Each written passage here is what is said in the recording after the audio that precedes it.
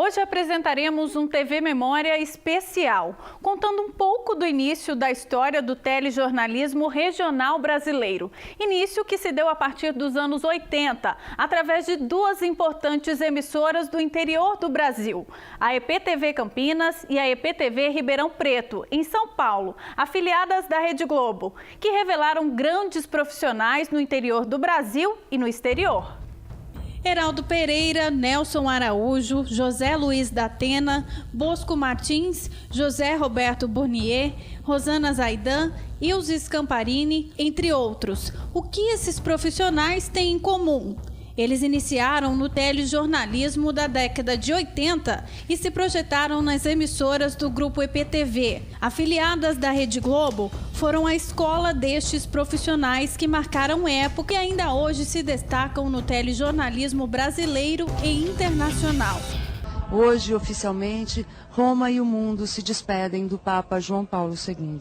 Do chumbo quente à era digital, são profissionais que há 37 anos deram vida à notícia local, num tempo em que o jornalismo e a televisão eram mais humanos. Quando entrou a TV Ribeirão, que era a TV Ribeirão e não IPTV ainda, as pessoas se reconheceram no vídeo, ouviram seu sotaque no vídeo, se viram no vídeo e começou uma troca.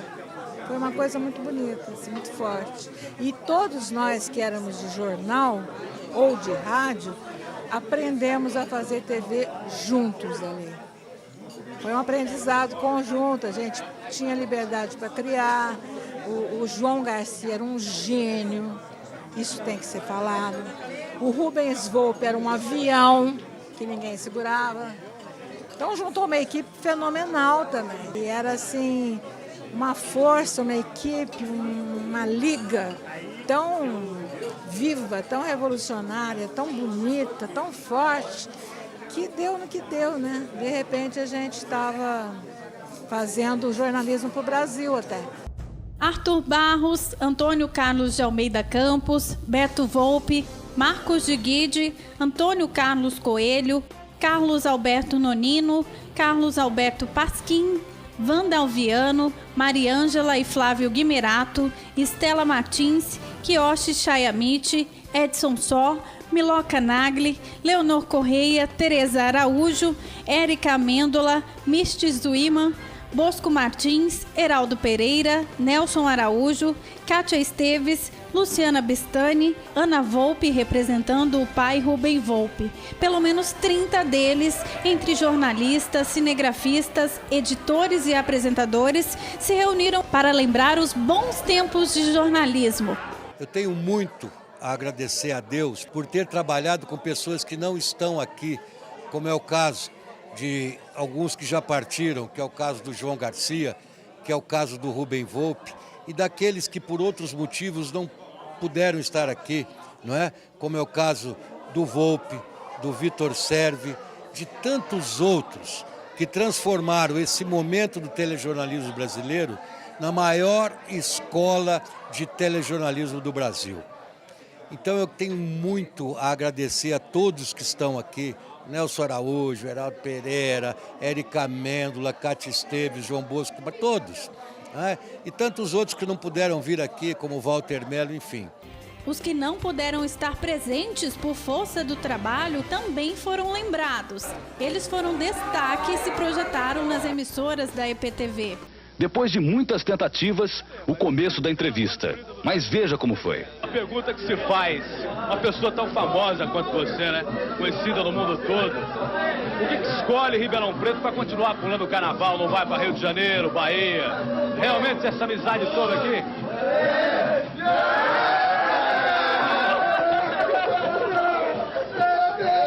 Reportagens como esta mostram o lado irreverente do repórter esportivo da EPTV antes de se tornar o polêmico apresentador da Band.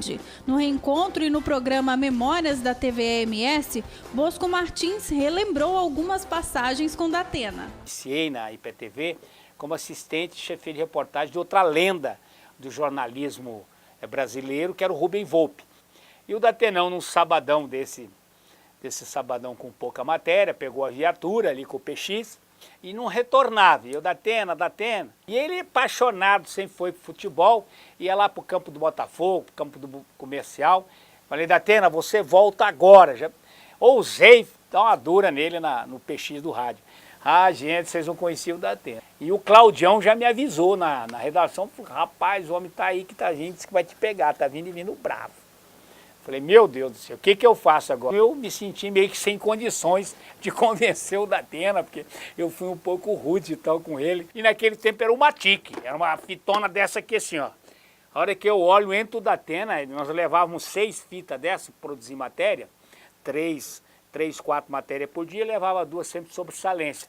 Olha o tamanho da fita, ele veio com uma maleta para caber 6 dessa aqui, você imagina o tamanho da maleta. Peguei a cadeira e subi na mesa para ficar maior que ele. Ele não! Deu uma girada e mandou aquele trem no meu peito. Espatifou mesa, cadeira, foi tudo. Chega aquela turma do Deixa Disso, houve a parte. No dia seguinte, fomos todos nós, que nem gurizinho de escola, parar na frente da dona Mara Rúbia, nossa editora-chefe. Né? Nós nos desculpamos, e até hoje ele conta essa história, né? Eram tempos de grandes desafios. O mercado televisivo enfrentava a escassez de profissionais e a EPTV se tornou uma escola de telejornalismo, formando profissionais que impulsionaram o jornalismo pelos caminhos do Brasil. Bosco Martins é um desses exemplos. Deixou a EPTV de Ribeirão para uma trajetória bem-sucedida no Brasil Central.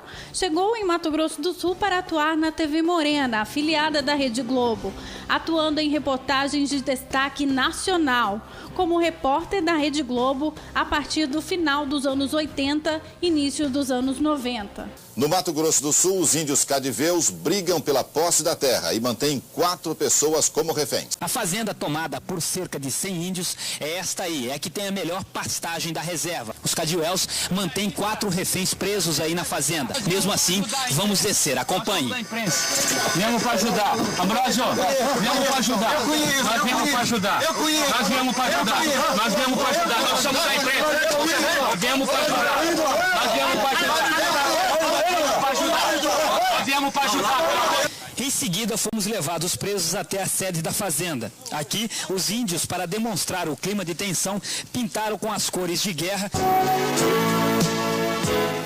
Paz nas terras dos índios cadiveus em Mato Grosso do Sul. Os índios da reserva Bodoquena estavam em pé de guerra para garantir 303 mil hectares de terra que a tribo recebeu ainda do imperador Dom Pedro II. O presidente da FUNAI garante a retirada de todos os poceiros e arrendatários com o gado das 84 fazendas indígenas. Estamos cumprindo a promessa, estamos trazendo o presidente da FUNAI aí, tá? Tá chegando o cacique, o presidente da FUNAI aí. Nós estamos cumprindo a promessa, Martinho. Estamos cumprindo a promessa. O presidente da FUNAI está aí. O presidente da FUNAI está aí. Está chegando aí. Ele e o Juruna. A terra, por direito, não é nem por portaria, por decreto e por demarcação já registrada, é de vocês. Os 150 anos do nascimento de Carlos Gomes. Para comemorar a data, foi aberta hoje na Biblioteca Nacional do Rio uma exposição com 50 partituras originais do criador Diogo Guarani. São 4 cartas iguais a esta, escritas pelo próprio compositor. São cartas que ele enviava a seus amigos, datadas do final do século passado. Esta aqui é de 1893. E mais 8 peças para piano e canto. O Fluminense e Bangu jogam amanhã no Maracanã. O Flu ainda sonha com o Tetra e o Bangu só vai cumprir a tabela. Marinho, que tinha como certa sua volta na partida de amanhã contra o Fluminense, voltou a sentir dores na altura dos quadris e já foi vetado pelo departamento médico. Em seu lugar entra Marcelinho. As outras novidades aqui no Bangu são a volta do meia Mário e do goleiro Gilmar. A final termina na sexta-feira o prazo para as inscrições de chapa. O depoimento considerado mais importante foi este aqui, o do amigo de Varley, Ivan Passos Vasconcelos, que o esperava na saída do prédio de moto. Em Mato Grosso do Sul, Bosco Martins foi também editor-chefe da TV Campo Grande SBT, grupo do Correio do Estado, um dos maiores grupos de comunicação do Centro-Oeste. São vários casos, né? Principalmente em relação ao jornalismo, na morte do Marçal de Souza, Ontem a gente atuou, havia um certo cerceamento de liberdade em relação à divulgação. A gente deu ali na TV Campo Grande, sempre resguardando o direito de liberdade de expressão, as primeiras notícias em relação ao caso Marçal de Souza. Mas o senhor das diretas tem uma tradição de luta contra a ditadura militar invejável. Bom, o Brasil não joga hoje, mas em Campo Grande, no Mato Grosso do Sul, tem muita gente preparada para torcer. Torcer pelo Paraguai.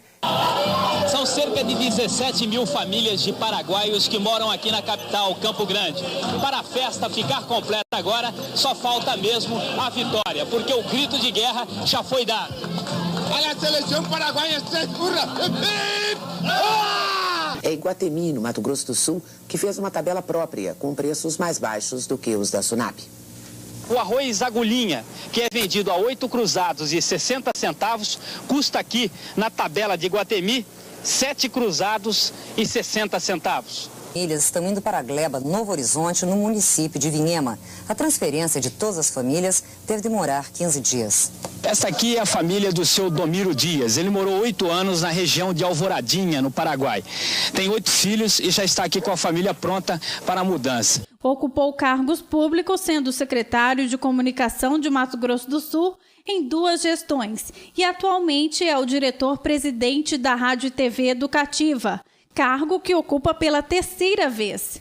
É a nossa programação regional. Isto é um conceito de emissora pública que nós, junto com os funcionários e com os produtores regionais, que são nossos parceiros, implementamos na programação da TVE regional. Eu quero cumprimentar o Bosco, nos quais ele fez a ampliação da TV Educativa do Mato Grosso do Sul, e fez um trabalho notável com relação ao conteúdo, ao jornalismo, e, enfim, tudo aquilo que ele aprendeu nos seus 35 anos de carreira. Essa chance que eu tive aqui de mandar uma mensagem para você, mandar uma mensagem para todos os que trabalham com você e para todos os que são beneficiados por um trabalho de espírito público. Como jornalista, Bosco Martins ainda atua como correspondente de revistas e jornais nacionais, como a Caros Amigos e o Correio Brasiliense. Martins é documentarista e realizou a última entrevista com o lendário Apolônio de Carvalho. Você tem ideia de quantas pessoas matou, Apolônio? Não, você sabe, a artilharia mata de longe, né? A gente não vê as vítimas, né? E fez parte de seleto grupo de pessoas que conviveram e frequentaram a casa do poeta Manuel de Barros. Opa! É o Bosco. O Bosco. Fala forte! Puta, meu ídolo, rapaz. Tá bom, poeta? Bom, né? Tranquilo? O poeta, você existe mesmo? Já que a moça quer saber. Você não se acha a minha figurinha de filme do Chaplin? É igual disse que aquele Picasso, aquele cara lá é Picasso. Sim, sim.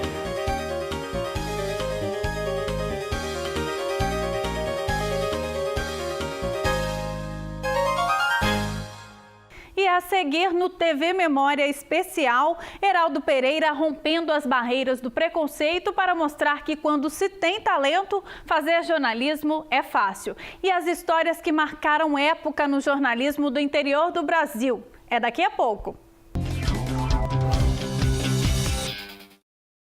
Um encontro em Ribeirão Preto reuniu nomes do jornalismo que foram precursores da EPTV e fizeram história na televisão nacional e regional. Mas por que essa emissora tem tanta importância? O que faz dela um destaque dentro da Rede Globo de televisão?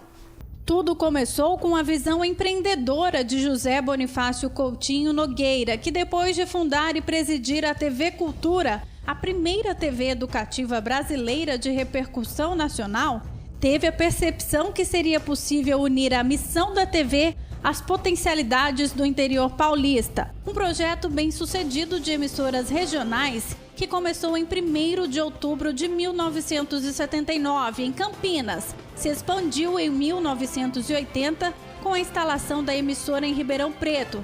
Hoje, a cobertura alcança cerca de 300 municípios, com uma população de mais de 11 milhões de habitantes e mais de 3 milhões de residências com aparelhos de TV. Falecido aos 78 anos, José Bonifácio deixou um legado de pioneirismo. Nesta entrevista, JB, como era conhecido, reforça seus ideais. O sonho eu não sei, o sonho futuro, qual vai ser?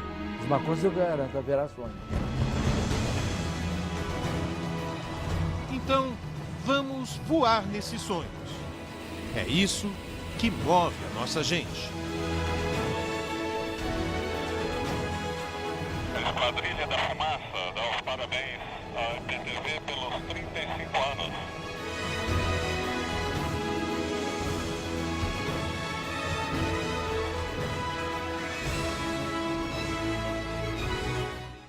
Segundo José Bonifácio, o segredo no jornalismo regional estava na concepção do que era notícia para o espectador. E o que encontramos muitas vezes ficou para a história.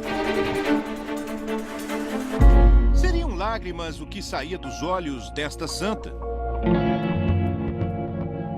Ou não conseguimos enxergar o que está além de nós? Eu vou tentar vagarosamente levantar a peninha dele para você ver o filhote. Tá vendo a cabecinha dele? Aí, abriu o biquinho, ó. Tá esperando comida, coitadinho. O que vem por terra?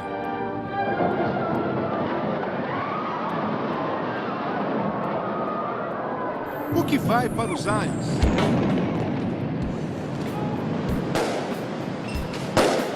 Ou em queda livre? Olha que máquina, olha! Olha, senhores! A bala está pesando! Olha! Um avião em fuga. Não atira não! A polícia no lugar errado. Sai! Sai! Numa ação duvidosa. Na hora certa. Calma! Fica calma, é da polícia. Ou no momento exato. Então, esse aí foi o ovo de Colombo que o José Bonifácio pôs em pé. Ele tinha uma visão espetacular. Ele juntou o sucesso comercial da Globo, a programação que era líder de audiência, com a informação local, o localismo, o regionalismo, que era uma coisa que não existia. Você só, como você disse, a gente só ouvia os noticiários do Rio e São Paulo. Isso para que possamos entregar o nosso slogan, IPTV junto com você. Era a TV interagindo com a comunidade, quebrando modelos e padrões dentro do que era certo no padrão Globo. O editor Arthur Barbosa e o repórter cinematográfico do Globo Esporte e Esporte Espetacular, Edson Só, relembram a ousadia que foi tirar a câmera do tripé. O Edson Só mudou a linguagem do jornalismo da TV brasileira.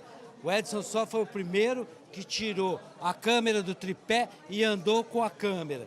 Isso era impossível dentro da Rede Globo. Ele inventou uma linguagem, Esporte Espetacular, depois foi para o Fantástico. O encontro teve ainda lembranças descontraídas. O cinegrafista Edson Só relembra também como Bosco Martins emprestou o carro, mesmo sem ele saber dirigir, no dia do nascimento de sua filha.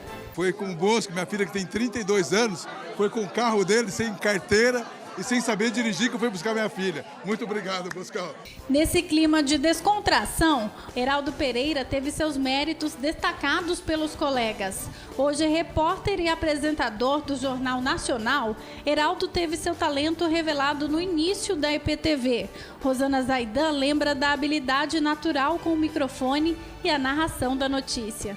O Heraldo chegou lá na TV Campinas, todo mundo muito tenso, todo mundo muito, né, claro, preocupado. A gente não conhecia a TV, a gente só fazia jornal. Ele olhou pra gente e falou assim, gente, isso aqui é muito fácil.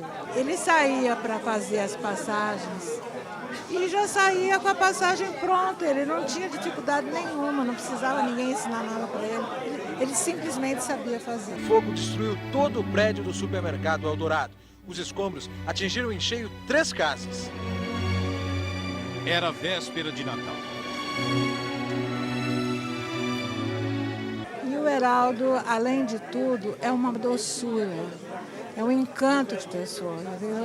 É um prazer estar perto dele. Como é que foi, Geraldo? Ela que sabe, ela que me levou. Nesse clima de companheirismo, formou-se uma das mais importantes equipes do telejornalismo regional brasileiro. E no próximo bloco, eles compartilham mais histórias de determinação e profissionalismo. Nelson Araújo, apresentador do Globo Rural, fala sobre como ganhou o prêmio Vladimir Herzog. E ainda conheça o primeiro chefe de reportagem da IPTV Ribeirão. Em Ribeirão Preto, mais de 30 jornalistas, editores e repórteres cinematográficos se reuniram. Profissionais que há 36 anos deram vida à notícia local se lembram de um tempo em que do porteiro ao radioescuta, do office boy ao repórter, a televisão era mais solidária.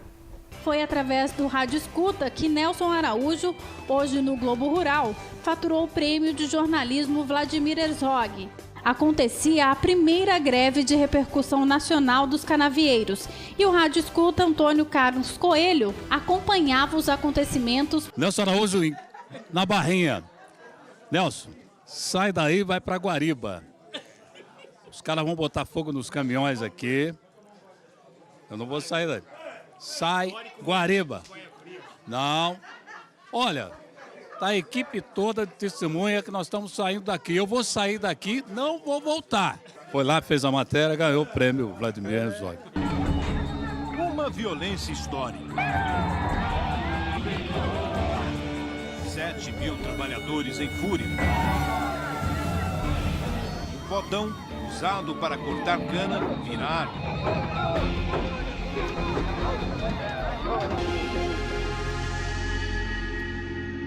Era pressa de guerra, Nossa Senhora. A greve foi braba demais. Os outros passavam e falaram, não sai de casa, ficou todo mundo em casa. Seu Sebastião era cortador de cana na época. Hoje, olha o mesmo local que já foi palco de um dos maiores conflitos rurais do país, em Guariba, no início da década de 80. Era a reação armada às péssimas condições de trabalho no campo. E muito estava sofrendo para jogar a cana. João Carlos era um deles. Participou do levante em Guariba. Cortou cana a vida inteira. Não tinha banheiro, não tinha água, não tinha nada. Nesse pique, a primeira equipe de telejornalismo regional seguia a rotina, provocando sustos, mas colecionando a admiração pelo profissionalismo e compromisso com a regionalidade da notícia. E era muito gostoso, se bem que no início era bem difícil. As pessoas tinham receio de falar para a TV, fugiam da câmera, sabe, fugiam da gente. Depois, eles foram transferindo para a TV os problemas comunitários que tinham nos seus bairros. A comunidade foi aceitando muito bem tudo isso. Foi muito bom participar dessa história, desse jornalismo regional aqui da região de Ribeirão Preto. O legal daquela época foi que todos nós éramos novos, né? Todos os funcionários começaram juntos, jornalismo, os porteiros, o pessoal do escritório, todo mundo começou junto, todo mundo fez treinamento junto, né? E então isso criou assim um clima muito grande de aprendizagem, porque a gente estava aprendendo a fazer essa televisão regional, não existia outro exemplo. E a gente estava, muita camaradagem, né? Porque e muita amizade também. Então foi muito legal participar disso tudo. Eu era boy, comecei como guardinha e tinha 18 anos. Logo eu já estava fissurado para aquela trabalho de câmera na externa, essas coisas. Eu falei, eu quero trabalhar com eles, tá? E fui trabalhar na externa, fui de auxiliar de cinegrafista, iluminador, até que depois eu voltei para dentro como editor. E a gente aprendeu fazendo eles também, porque nem o Sombreiro, nem a Rosana, nem o Nonino, nem o Rubão tinham feito televisão, a gente aprendeu fazendo. Só que eles tinham mais anos de estrada, eles entendiam mais que a gente de jornalismo, eles tinham o conceito. Sim. E a gente aprendeu muito com eles, muito. Eu agradeço demais, foram meus mestres. Aqueles anos 80 criou uma safra muito boa de gente que saiu por esse Brasil afora e fazendo coisas legais. Eu acho que está todo mundo aqui mostrando um pouquinho do que fez e todo mundo aprendeu com todo mundo aqui, né? Então a gente aprendia com o rádio escuta, com o chefe de reportagem, com outro repórter, com o cinegrafista, né? O Quioche falava do repórter novinho, era novinha. Não, faz assim, não põe assim. Então, e as pessoas tinham assim uma bondade, uma coisa que não existe mais hoje, né? De ensinar. TV Ribeirão foi a maior escola de telejornalismo que esse país já conheceu. Haja visto as pessoas que estão aqui agora e onde elas estão em nível nacional em termos de jornalismo. Eu digo de coração, são 2 grandes momentos de felicidade na minha vida. Ter trabalhado com esse pessoal na TV Ribeirão e estar nesse momento revivendo essa história. Sobre a garra e espírito de equipe, Carlos Alberto Nonino lembra que os profissionais que se encontraram na confraternização de fim de ano passou a se constituir em um dos maiores acontecimentos desta mesma história. Nós estávamos há um mês no ar e a outra emissora do grupo, que era a TV Campinas, já estava há um ano. E o doutor Zé Bonifácio dizia que a gente, em um mês, já tinha superado a TV Campinas, que tinha um ano. Eu trabalhava no estado de São Paulo e fui escolhido por isso, que eu tinha um conhecimento da região. Isso ajudou muito, porque foi o que o Araújo falou. Não tinha uma cobertura, nem os jornais e nem as emissoras de rádio falavam da região. O Jornal Estado de São Paulo falava. E foi o que me levou a ser contratado pela EPTV. Você foi o primeiro repórter a ser contratado. Queria que você falasse um pouco sobre isso. Eu trabalho, ele foi contratado o repórter justamente pelo trabalho que ele fez como jornalista de jornal impresso. E o doutor Bonifácio ficou entusiasmado com o trabalho dele e prometeu, esse vai trabalhar comigo. Eu tenho que dizer o seguinte, como eu tinha acabado de me formar em letras e eu tinha uma certa familiaridade com o assunto da educação, tinha, enfim, estava bem fresquinho, né, com o assunto, era fácil para mim conversar com o secretário da Educação, com professores, os diretores. Quando o secretário vinha para cá, que era o Zé Bonifácio Coutinho Nogueira, sentava, a gente discutia, eu tinha argumentos e ficou na cabeça. E aí quando saiu a concessão para ele, ele ligou para mim e falou, olha, eu vou te dar uma notícia aqui em primeira mão e quero que você vai trabalhar comigo. Poxa, que honra, né, essa ideia. E um detalhe, quando surgiu esse convite, o Nelson Araújo era diretor do Departamento de Cultura da Prefeitura. Era. Cargo que hoje aqui em Ribeirão. Aqui em Ribeirão.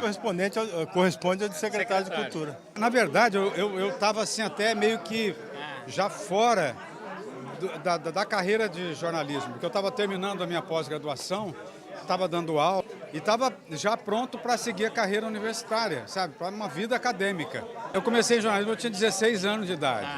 Isso foi em 1966. Aliás, começou em rádio. Ele começou em rádio com o nome de Flávio Rangel.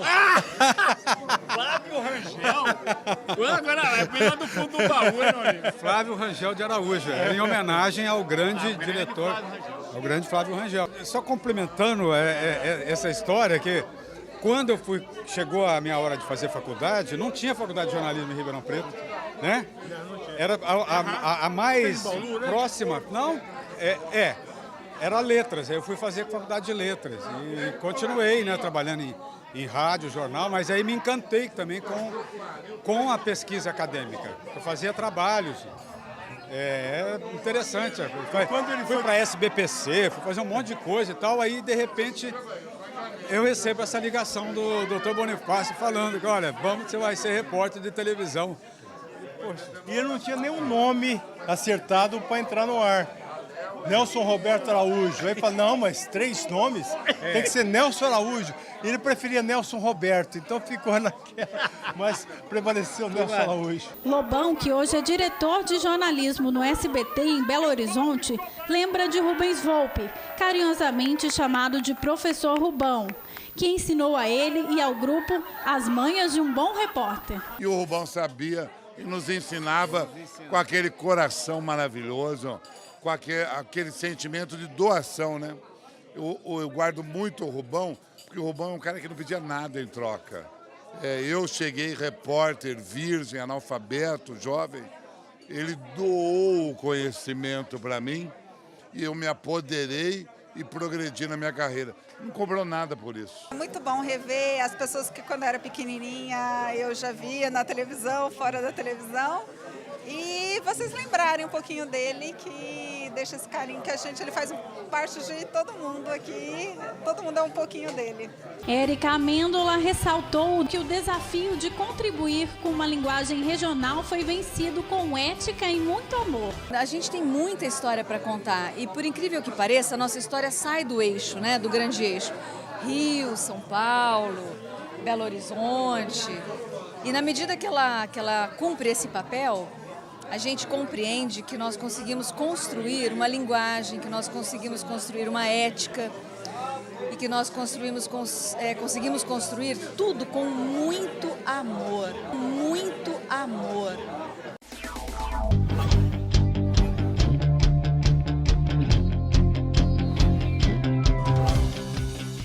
Se você vier me perguntar por onde andei no tempo em que você sonhava, de olhos abertos lhe direi, amigo, eu...